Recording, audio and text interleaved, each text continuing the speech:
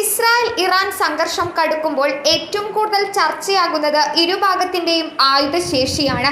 ഭൂമിക്കടിയിലെ ഇറാന്റെ ആണവ നിലയങ്ങളെ തകർക്കാൻ ഇസ്രായേൽ തേടുന്നത് ബങ്കർ ബസ്റ്റർ എന്ന ബോംബുകളാണ്. അമേരിക്ക യുദ്ധത്തിന് ഇറങ്ങണമെന്ന് ഇസ്രായേൽ ആഗ്രഹിക്കുന്നതിന് കാരണവും അതാണ്. മണ്ണിനടിയിലെ ലക്ഷ്യസ്ഥാനങ്ങളെ തകർക്കാൻ ഉപയോഗിക്കുന്ന അത്യാധുനിക ആയുധമാണ് ബങ്കർ ബസ്റ്റർ. ഇറാനിലെ ഫോർദോ പോലുള്ള ആണവ നിലയങ്ങളെയും ആയുധ സംഭരണ ശാലകളെയും തകർക്കാനാണ് ഇസ്രായേൽ ബങ്കർ ബസ്റ്റർ ആവശ്യപ്പെടുന്നത്. ആണവ പരീക്ഷണങ്ങൾക്കായി ഇറാൻ വൻതോതിൽ യുറേനിയം സംഭരിച്ചിട്ടുള്ളത് ഫോർദോ ആണവ നിലയത്തിലാണെന്നാണ് വിലയിരുത്തൽ. ഭൗമോപരിതലത്തിൽ നിന്ന് ഏകദേശം 300 അടി താഴ്ചയിലാണ് ഫോർദോ ആണവ നിലയം. അമേരിക്കയുടെ കൈവശമുള്ള GBU-57 എന്ന മാസീവ് ഓർഡൻസ് പെനിട്രേറ്റർ ആണ് ഫോർദോ തകർക്കാൻ ഇസ്രായേൽ തേടുന്ന ആയുധം.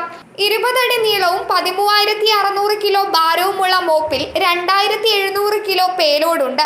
ഭൂമിക്കടിയിലുള്ള ലക്ഷ്യത്തിലേക്ക് കൃത്യമായി എത്താൻ കഴിയുന്ന ആയുധമാണിത്. B-2 സ്റ്റെൽത്ത് ബോംബർ വിമാനത്തിന് ഈ ബോംബ് വഹിച്ച് പറക്കാനാകും. നിലവിൽ ഇസ്രായേലിന്റെ പക്കൽ അത്തരം ആയുധങ്ങളോ യുദ്ധവിമാനങ്ങളോ ഇല്ല.